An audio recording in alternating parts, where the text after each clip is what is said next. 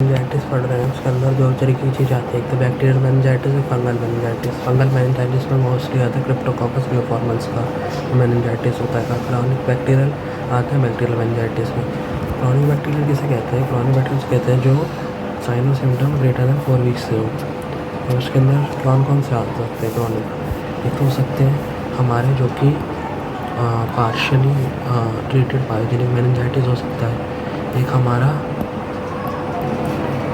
पैरामेनिंजियल infection like otitis media हो सकता है, मेनिंजियल इन्फेक्शन। उसके बाद माइकोबैक्टीरियम ट्यूबरकुलोसिस, ये बहुत इंपॉर्टेंट है, ट्यूबरकुलस मेनिंजाइटिस के फॉर्म में रिप्रेजेंट होता है। उसके बाद बोरेलिया बर्गलॉरफेरी जो हमारा लाइम डिसीज़ करता है वो कर सकता है। ट्रिपेनो पैलिडम या टर्शी सिफिलिस से हमारा मेनिंजाइटिस हो सकता है। और कुछ रियल बैक्टीरियल एजेंट्स जैसे कि नोकार्डिया, एक्टिनोमाइसिस, लेप्टोस्पायरा, ब्रुसेला या फिर ट्राइकोअल्फा पिपिलाई। अब क्लिनिकल मैनिफेस्टेशन में क्या होता है, डिपेंड करता है कि एनाटॉमिकल लोकेशन क्या है जहाँ पर इन्फ्लामेशन हो रहा है, इसके हिसाब से डिपेंड करता है। ठीक है, तो मोस्ट कॉमनली क्या क्या देखने को मिलता है कि परसिस्टेंट बहुत टाइम से हेडेक हो रहा होगा, नेक और बैक पेन होगा या स्टिफनेस होगी जो कि सिमिलर है पायोजेनिक मेनिंजाइटिस से। हाइड्रोसिफेलस होगा, ठीक है। Cranial neuropathies like facial weakness होगी क्रेनियल न्यूरोपैथी की वजह से, नर्व डैमेज की वजह से।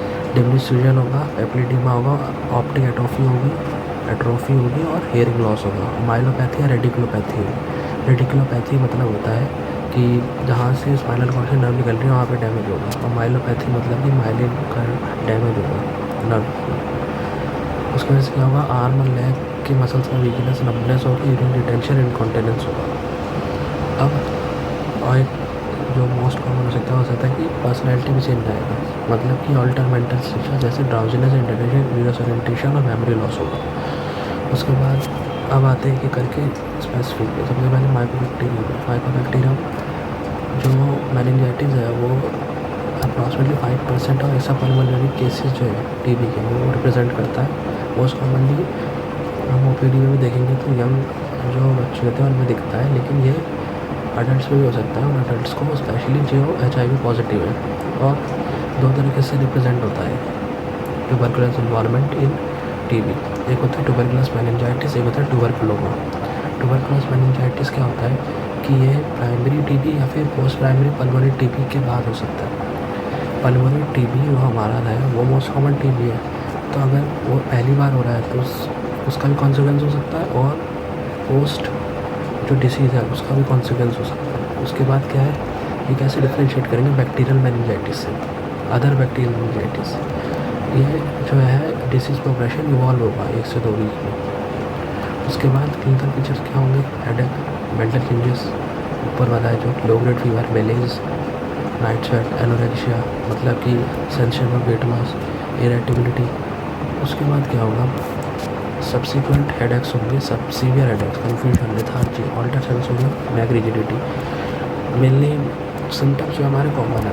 उसके बाद कैरियल नर्व पैरेसिस मतलब कि डैमेज होगा, और मोस्ट कॉमनली ऑक्यूलर जो आई की हमारी मूवमेंट की नर्व्स है वो डैमेज होगी। और अगर सेरेब्रल आर्टराइटिस हो गया तो हमारे स्ट्रोक के चांसेस बढ़ जाएंगे। उसके बाद अगर डिसीज़ बहुत ज़्यादा प्रोग्रेस कर गई तो कॉमा लाइक कंडीशन, हाइड्रोसिफेलस या इंट्राक्रेनियल हाइपरटेंशन भी हो सकता है। लैब डायग्नोसिस कैसे करेंगे, तो CSF का करेंगे। CSF में हमें ल्यूकोसाइट काउंट हाई दिखेगा, उसमें भी जो हमारे लिम्फोसाइट्स हैं वो ज़्यादा हाई दिखेंगे, और न्यूट्रोफिल्स हमारे एलिमिनेट होंगे अर्ली स्टेज में। और क्या दिखेगा, हमें लो ग्लूकोज दिखेगा और प्रोटीन कंटेंट ज़्यादा दिखेगा। कितना ज़्यादा, 100 से 800 mg पर DL में दिख सकता है। ये हम नोट कर सकते हैं कि ये जो कोई से भी इन तीनों में से नॉर्मल भी हो सकता है, लेकिन तब भी हम हो सकता है बंदे को। उसके बाद एक मोस्ट इम्पॉर्टेंट फिनोमेना होता है इसमें कॉबवेब कोआगुलम। ये क्या होता है कि अगर CSF को हम ट्यूब के अंदर रखते हैं तो कॉबवेब लाइक एक कोआगुलम फॉर्म हो जाता है। क्योंकि जो हमारा CSF है उसके अंदर फाइब्रिक कंटेंट ज़्यादा होता है। उसके बाद अब अगर हम देखें कि एसिड फास्टनेस में क्या दिखेगा, तो एसिड फास्ट होते हैं ये लॉन्ग स्लेंडर बीटेड एसिडिफाइड वेसिल दिखेंगे। और उसके बाद सेंसिटिविटी जो है एसिड फास्ट चेन की वेरी लो होती है, 10 to 40% हो सकती है और हमें रिपीटेड नंबर पर चाहिए होता है अगर हमें यील्ड बढ़ानी है तो। उसके बाद जो कॉबवेब का एसिड फास्ट हम करें नॉर्मल CSF के कंपेयर में कॉबवेब करें तो ज़्यादा बेटर यील्ड होगी, क्योंकि जो टीवी की वैसे है वो कॉबवेब में ट्रैप होते हैं, सिंपल सी बात है।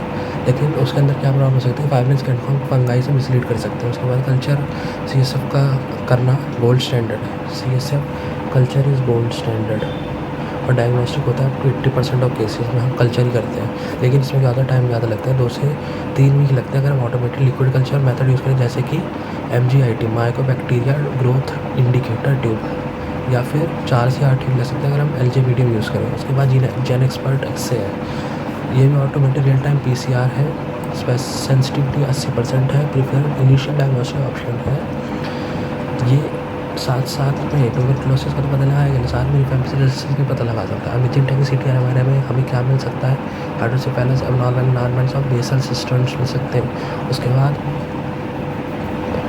ये टीबी है तो हमें तो पता ही है कि एक्सरे के अंदर हमें क्या दिखेगा, वही pulmonary diffusion of military penta of दिखेगा हमें टीबी बैक्टीरिया। उसके बाद ट्रीटमेंट क्या है, अगर इसको नहीं ठीक करा तो फेटल है।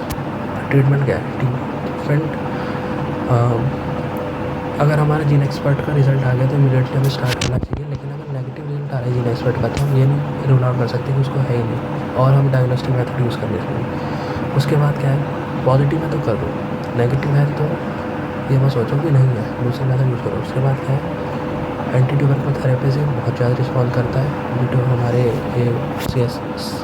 CNS इन्वॉल्व है टीबी का, इसमें मेंटल थेरेपी दे सकते हैं जो हमारी मेन ये है, और जितना दे उतना पॉसिबल अच्छा है। इसके बाद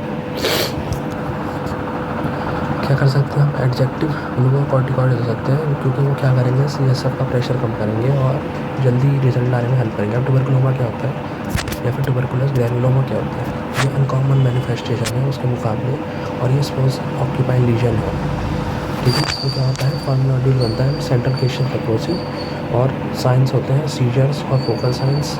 CT या MRI में कॉन्ट्रास्ट एनहांस्ड रिंग लीजन दिखेंगे। बायोप्सी नेसेसरी है to ensure the diagnosis and differentiate from malignancy. अब दूसरा बैक्टीरिया होता है, दूसरे पे आता है लाइम्स डिसीज या न्यूरोबोरेलियोसिस। बोरेलिया का न्यूरोलॉजिकल मैनिफेस्टेशन न्यूरोबोरेलियोसिस, इसको करता है Borrelia burgdorferi transmitted by tick bite. अब इसमें क्या क्या देखने को मिलता है, क्यूटेनियस लीजन से देखने को मिलता है, बोरेलिया में बता रहा हूँ बोरेलियोसिस, क्यूटेनियस लीजन अर्थराइटिस, और अगर CNS इन्वॉल्वमेंट हुआ तो न्यूरोबोरेलियोसिस। उसके बाद क्या मैनिफेस्टेशन क्या होते हैं कि मंथ्स और वीक के बाद हमें 50% ऑफ अनट्रीटेड पेशेंट के अंदर हमें न्यूरोलॉजिकल सिम्टम देखने को मिलते हैं, meningitis, encephalitis, cranial neuritis, military facial palsy, radicular neuropathy. जैसे फाइटिंग में हमें क्या देखने को मिलेगा, एलिवेटेड वही लिम्फोसाइट देखने को मिलेंगे ग्रेटर देन 10 सेल्स पर माइक्रोलीटर, प्रोटीन कंटेंट हाई होगा या फिर ग्लूकोज कंटेंट स्लाइटली लो या नॉर्मल हो सकता है। अब मेनिंजोपॉलीन्यूराइटिस क्या होता है, अब बेसिकली क्या है मेनिंजियोपॉलीन्यूराइटिस, इसका मतलब है कि रेडिकुलर पेन होगा CSF ग्लियोसाइटोसिस की वजह से, लेकिन मेनिंजियल या एंसेफेलाइटिक साइन प्रेजेंट नहीं होंगे। इसको हम बैन-वार्थ सिंड्रोम बोलते हैं, ये एशिया और यूरोप में देखा जाता है बैन-वार्थ सिंड्रोम। अभी जो न्यूरोलॉजिकल डिसीज़ है ना, न्यूरोलॉजिकल डिसीज़ ये खुद से रिजॉल्व हो जाते हैं विद इन अ मंथ, लेकिन क्रॉनिक न्यूरोलॉजिकल डिसीज़ अकर हो सकते हैं रेयरली। ट्रीटमेंट क्या देखो, IV सेफ्ट्राक्सोन देंगे 14 से 28 दिनों के लिए। न्यूरोबोरेलियोसिस में रिकमेंडेड है IV सेफ्ट्राक्सोन 14 to 20 डेज। हम ऑल्टरनेटिवली IV सेफोटैक्सिमिन या फिर IV पेनिसिलिन जी दे सकते हैं। अब न्यूरोसिफिलिस या फिर टर्शियरी सिफिलिस क्या होता है, अपना पहले टर्म की वजह से होगा, टर्शियरी फॉर्म है, 10% अनट्रीटेड पेशेंट को सिफिलिस में हो सकता है। STD है, इन्वेशन ऑफ CNS हमारे फर्स्ट वीक में हो जाएगा, लेकिन सिम्टम्स हमारे ईयर्स तक एसिम्प्टोमेटिक रहेगा बंदा। क्लिनिकल मैनिफेस्टेशन क्या है, वही बताया कि इनिशियल इन्फेक्शन तो हो गया कुछ वीक्स में, लेकिन एसिम्प्टोमेटिक न्यूरोसिफिलिस होगा, ठीक है। CNS एबनॉर्मलिटी देखने को मिलेगी without any clinical manifestation. Acute meningitis देखने को मिल सकता है। अब मेनिंजियल सिफिलिस और मेनिंगोवैस्कुलर सिफिलिस हो सकता है, इससे हमारे एम्बोलिक स्ट्रोक का खतरा पड़ सकता है, वैस्कुलाइटिस हो सकता है। अब जनरल पैरेसिस ऑफ इंसेन, अब इसका ना एक निमोनिक है पैरेन्काइमल डैमेज की वजह से क्या क्या चीज़ होती है उसका निमोनिका, उसका नाम है पैरेसिस। पैरेसिस मतलब पर्सनैलिटी पीस है, फिर अफेक्ट होता है।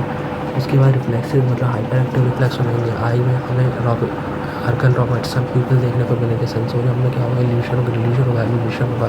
इंटेलेक्ट में क्या होगा, रिसेंट मेमोरी लॉस होगी, स्पीच मतलब कंट्रेक्शन देखने को मिलेंगे।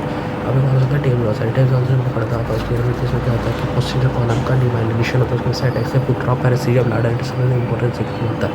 लैबोरेटरी डायग्नोसिस में देखने को मिलेगा सीएसएफ में वही बैक्टीरियल तो क्या देखने को मिलेगा, लिपोसाइट बड़े होंगे, प्रोटीन कंटेंट ज़्यादा होगा, ग्लूकोज नॉर्मल या कम होगा, प्रोटीन उधर भी वैल्यूज है।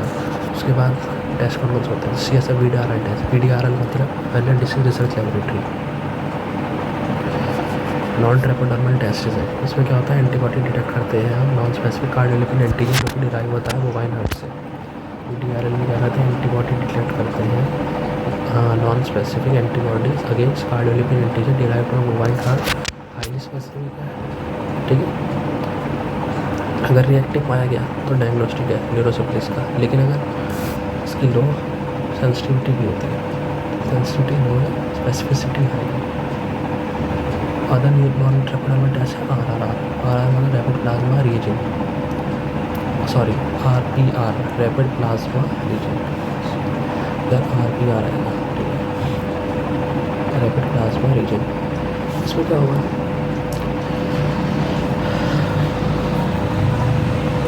अगर CSF पे टेस्ट नहीं हो सकता है तो हम यूज़ करेंगे इस टेस्ट को। अब एक और टेस्ट होता है FT-ABS टेस्ट की फॉर्म में fluorescent treponemal antibody absorption test. ये बहुत ज़्यादा रिएक्टिव है in comparison to CSF VRL test के in all stages of syphilis, लेकिन इसकी रिएक्टिविटी गलत भी हो सकती है। मतलब कैसा एंटीबॉडी अगर CSF हो जाए तब भी जैसे समझ रहे ना, जो पॉजिटिव एजेंट है वो गया नहीं है CSF के अंदर, एसिड ट्रांसफ़र हो गया एंटीबॉडी का जो ब्लड में प्रेजेंट थी वो CSF में चली गई। उसकी वजह से हम ये समझ लेंगे कि ये CSF इन्वॉल्वमेंट हो गया, लेकिन एक्चुअली में CSF इन्वॉल्वमेंट नहीं हुआ होगा। उसके बाद अगर नॉन रिएक्टिव आया है टेस्ट तो हम रूल आउट नहीं कर सकते कि इन्फेक्शन नहीं हुआ है, हमें और टेस्ट करने पड़ेंगे। PCR भी इसमें तो बहुत ज़्यादा रिलायबल है हर डिसीज़ के अंदर। उसके बाद क्या करते हैं कि एम्पलीफाई कर देते हैं T पैलिडियम स्पेसिफिक जीन्स को। अब वो स्पेसिफिक बोलते हैं जैसे 47 kilo dalton surface antigen, 39 kilo dalton basic membrane antigen, surface antigen with glycoprotein है। ट्रीटमेंट में हाइपोक्सिफिलिस में एक्वस क्रिस्टलाइन या फिर पोकपेन पेनिसिलिन जी दिन हो गए 10 से 14 दिन के लिए। उसके बाद क्या दे सकते हो, उसके बाद तुम तभी दोगे अगर हमें जो नॉन ट्रेपोडर्मल टाइटर्स है, जो हमने ये सारे टेस्ट में नॉन ट्रेपोडर्मल टेस्ट पढ़े, अगर ये कम नहीं हो रहे 4 फोल्ड से, not decrease by 4 fold with in 2 years of completion of treatment. उसके बाद अगर किसी बंदे को पेनिसिलिन की एलर्जी है तो पहले सबसे पहले डिसेंसिटाइजेशन करेंगे पेनिसिलिन, उसके बाद हम पेनिसिलिन देंगे, पेनिसिलिन देना ही है। फंगल के अंदर आते हैं सबसे इंपॉर्टेंट क्रिप्टोकोकस न्यूफॉर्मेंस। ठीक है, क्रिप्टोकोकस मेनिंजाइटिस में होता है कि कैप्सुलेटेड ईस्ट होता है क्रिप्टोकोकस न्यूफॉर्मेंस, जो कि पोटेंशियल बीटा मेनिंजाइटिस कर सकता है HIV इन्फेक्टेड पीपल के अंदर। अब इसमें क्या सीन है इसका, क्रिप्टोकोकस की 2 स्पीशीज होती है, न्यूफॉर्मेंस और गट्टी। ठीक है, और क्रिप्टोकोकस की 4 सीरोटाइप होते हैं, ABC और D। न्यूफॉर्मेंस की 2 सब स्पीशीज होती हैं, 2 वैराइटीज़ होती हैं। एक होती है C न्यूफॉर्मेंस वार क्रूबी, C न्यूफॉर्मेंस वार न्यूफॉर्मेंस। अब ये कोरिलेट करती है सीरोटाइप A से और D से रिस्पेक्टिवली। गत्ती जो है वो रिलेट करती है B और C से। वो सिर्फ जो टेस्ट होते हैं वो हमारे न्यूफॉर्मेंस को इफेक्ट करते हैं, डायग्नोस्टिक टेस्ट। पैथोजेनेसिस कैसे होती है कि इनहेलेशन होता है, एरोलाइज्ड जो फॉर्म्स है क्रिप्टोकोकस का, या तो ईस्ट फॉर्म हो सकता है, रेसिडुअस फॉर्म्स हो सकते हैं। अब इम्यूनोकॉम्पिटेंट में तो क्या होगा, जो इम्यूनोकॉम्पिटेंट है वो तो बच जाएंगे, मैकेनिज्म होता है कि लंग्स के अंदर, लेकिन इम्यूनोकॉम्प्रोमाइज पेशेंट है, लो इम्यूनिटी पेशेंट है, जिनमें पल्मोनरी इन्फेक्शन हो जाएगा डिसेमिनेशन थ्रू ब्लड के। उसके बाद सीनस स्प्रेड कैसा होता है कि क्रिप्टोकोकस का यूनिक फीचर होता है, यूनिक फीचर क्रिप्टोकोकस का होता है कि वो उसके पास एबिलिटी होती है ब्लड ब्रेन बैरियर को क्रॉस करने की, बहुत यूनिक फीचर है। उसकी वजह से क्या होता है कि ये ना डायरेक्टली माइग्रेट कर जा सकता है, या तो एंडोथेलियम में डायरेक्टली माइग्रेट कर देगा ब्लड को, या फिर ये क्या करेगा कि मैक्रोफेजेस को यूज़ करेगा एज अ त्रुजान पॉडर, फिर अंदर जाएगा मैक्रोफेजेस के द्वारा। रिलेंस फैक्टर क्रिप्टोकोकस के 3 है मेनली, मतलब 3 पार्ट में सबसे पहला सबसे इम्पॉर्टेंट पॉलीसैकेराइड कैप्सूल जो कि प्रिंसिपल फैक्टर है, एंटीफैगोसिटिक है और इनहिबिट करता है होस्ट के लोकल इम्यून रिस्पॉन्स। और दूसरा है कि इसके पास एबिलिटी होती है मेलेनिन प्रोडक्शन की, क्योंकि इसका एंजाइम होता है फिनाइल ऑक्सीडेज और अदर एंजाइम्स होते हैं जैसे फॉस्फोलाइपेज और यूरियस। रिस्क फैक्टर होते हैं जो पेशेंट है HIV एडवांस HIV इन्फेक्शन के, जैसे seroforms T cell count less than 200 पर माइक्रोमीटर। और जो सी गति है, ये जो रिस्क फैक्टर है ये हमारे सी परफॉर्मेंस के लिए, लेकिन जो सी गति है वो HIV मतलब कि जो इम्यूनोकॉम्प्रोमाइज्ड HIV पेशेंट है उनको नहीं होता है, क्योंकि ये जो सी गति है ये हमारे इम्यूनोकॉम्पिटेंट इंडिविजुअल्स के अंदर इन्फेक्शन करता है। अब और पेशेंट होता है इनका हेमाटोलॉजिकल मैलिग्नेंसीज है और जो ट्रांसफर रेसिपिएंट है और जो इम्यूनोसप्रेसिव या स्टेरॉइड थेरेपी पे इनका इन्वेस्टिगेशन क्या होता है, अलग अलग हो सकते हैं। या तो पल्मोनरी हो सकता है या फिर CNS या मेनिंजाइटिस हो सकता है, स्किन में हमारे लीजन्स हो सकते हैं और बोन के अंदर ऑस्टोलिटिक बोन लीजन्स हो सकते हैं, बोन टूट सकती है। पल्मोनरी में क्या होता है, फर्स्ट और मोस्ट कॉमन प्रेजेंटेशन है। मेनिंजाइटिस क्या है, ये क्रॉनिक मेनिंजाइटिस कॉज करता है headache, fever, sensory memory loss, cranial और पैरालिसिस, लॉस ऑफ विजन, क्योंकि ऑप्टिक नर्व इन्वॉल्वमेंट होती है। स्किन लीजन्स मेनली हमें सीन होते हैं सी न्यूफॉर्मन्स, बार न्यूफॉर्मन्स से जो सीरोटाइप डी को रिजेंबल करते हैं, और ऑस्टियोलिटिक वो लीजन्स हो सकते हैं। एपिडेमियोलॉजीज की है 1 मिलियन केसेस वर्ल्ड वाइड होते हैं हर साल और 600,000 टाइप्स होते हैं। उसके बाद हमारी डिस्ट्रीब्यूशन क्या है कि जो हमारा गत्ती है वो हमारा ट्रॉपिक्स में पाया जाता है, सी गत्ती ट्रॉपिक्स में पाया जाता है। न्यूफॉर्मन्स जो हमारा है, अब न्यूफॉर्मन्स के अंदर दो हैं, जो बार ग्रुपी है वो हमारा वर्ल्ड वाइड है जो कि सीरोटाइप A भी है, उनसे सीरोटाइप A कह दो या बार ग्रुपी कह दो। और जो हमारा बार न्यूफॉर्मन्स है वो हमारा यूरोप और यूरोप के अंदर है मेनली बेसिकली, ठीक है। अब हैबिटेट देखेंगे तो सी न्यूफॉर्मन्स जो है वो सॉइल में पाया जाता है जो कि कंटेमिनेटेड है एवियन एक्सक्रीटा से, बर्ड के एक्सक्रीटा से। और बर्ड में भी मोस्ट इम्पॉर्टेंट जो पॉइंट याद रखना है वो है कि पिजन ड्रॉपलेट, पिजन जो एक्सक्रीटा है उससे इन्फेक्टेड सॉइल से ट्रांसमिट होता है। और जो सी गत्ती है वो हमारे यूकैलिप्टस ट्री के अंदर इनहेबिट करता है। उसके बाद लैब डी में क्या करेंगे, लैब डी में हम CSF लेंगे, ब्लड लेंगे या स्किन स्क्रैपिंग ले सकते हैं अगर, क्योंकि इसके अंदर सिल लीजन भी हो रहा है। अब डायरेक्ट डिटेक्शन मेथड्स करते हैं। सबसे पहले नेगेटिव स्टेन सबसे इंपॉर्टेंट मेथड है, इसमें कहते हैं मॉडिफाइड इंडिया इंक स्टेन लेते हैं जो कि एडेड होता है 2% मर्क्यूरोक्रोम से, या फिर नाइक्रोसिन स्टेन ले सकते हैं। इससे क्या होता है, हमारे कैप्सूल डेमोन्स्ट्रेशन के स्टेन से नेगेटिव स्टेनिंग कैप्सूल डेमोन्स्ट्रेट करती है। इसमें क्या दिखता है, refractile delineated clear space surrounding the round budding each cell against background. ये पूरी लाइन है सबसे इंपॉर्टेंट है, ऐसे याद करती है। Refractile delineated clear space surrounding the round budding each cell against black background. ये फिगर दिखा रही है, क्लियर स्पेस है, ब्लैक बैकग्राउंड है और इसका जो डायमीटर हो सकता है ना, रिफ्रैक्टाइल स्पेस का वो 2 गुना हो सकता है इस डायमीटर के, जो एक्चुअल डायमीटर है उसके 2 गुना हो सकता है ये जो बाहर का डायमीटर है। उसके बाद ग्राम स्टेनिंग में ग्राम पॉजिटिव दिखते हैं हमें। उसके बाद क्या दिखते हैं, अदर स्टेन्स है फालतू है, ये याद कर सकते हैं। Masson container stain melanin production deposit करता है। एंटीजन डिटेक्शन में क्या कर सकते हैं, आप कैप्सूल एंटीजन देख सकते हैं CSF या सीरम में बाय लेटेक्स एग्लूटिनेशन टेस्ट से। और ये क्या है, रैपिड है, सेंसिटिव है और स्पेसिफिक है। उसके बाद ये देखो ग्रुप 3 आ रहा है क्या, STA पे। आगे हम पढ़ते हैं STA के बारे में। अब ये तो हो गया कि हमने कल्चर मतलब कि डायरेक्ट डिटेक्शन में हो गया। उसके बाद अगला है कल्चर। कल्चर कैसे करेंगे, CSF को इनोकुलेट कर सकते हैं, STA पे कर लो या ब्लड अगार पे कर लो या चॉकलेट अगार पे कर लो और किसी भी करो और उसको इंक्यूबेट 37 डिग्री सेल्सियस पे, ठीक है। अगर तो और STA पे करोगे CSF को तो ये दिखेगी, ये फिगर दिखेगी। अब ब्लड को हम कर सकते हैं इनोकुलेट, ये तो CSF को इनोकुलेट करता है, ब्लड को हम इनोकुलेट कर सकते हैं बाइफेजिक ब्लड कल्चर बॉटल्स पर, ठीक है। कॉलोनीज कैसी दिख रही है, mucoid creamy white yeast like, इसको लिखते हैं these are mucoid cream like white colonies, ठीक है, ईस्ट लाइक। अब कन्फर्मेशन कैसे करोगे? ये सारे टेस्ट कर लिए, लेकिन कन्फर्मेशन कैसे करोगे? नाइगर सीड अगार या बर्ड सीड अगार टेस्ट, ये इम्पोर्टेंट है। या ग्रोथ 30-70 की सेल्स में यूरिया स्ट्रेस पॉजिटिव होगा, एसिमुलेशन होगा आइनोसिटॉन और नाइट्रेट का, माउस पैथोजेनिसिटी टेस्ट होगा, ऑटोमेटिक सिस्टम यदि माल्टीटॉफ पॉजिटिव होगा। उसके बाद ट्रीटमेंट डिपेंड करता है टाइप ऑफ क्रिप्टो। फर्स्ट में आपका क्रिप्टोकोकोसिस है, विदाउट सीरियस इन्वॉल्वमेंट हम फ्लूकोनाजोल देंगे, ड्रग का चॉइस फ्लूकोनाजोल अगर विदाउट सीरियस इन्वॉल्वमेंट है। और अगर सीरियस इन्वॉल्वमेंट है इनके पेशेंट हम जो हमारा रेजिमेंट होता है जो दो चीज़ें होती है। सबसे पहले हम 2 वीक के लिए क्या करते हैं, एम्फोटेरेसिन बी प्लस फ्लूकोसिस्टोसिन देते हैं, एम्फोटेरेसिन बी और फ्लूकोसिस्टोसिन देते हैं इनिशियल 2 वीक्स के लिए। उसके बाद ओरल फ्लूकोनाजोल थेरेपी पे देते हैं आने वाले वीक्स के। जब तक CD4 काउंट ग्रेटर देन 200 पर माइक्रोलीटर मिल जाए और 6 मंथ के लिए इतना काउंट रहे।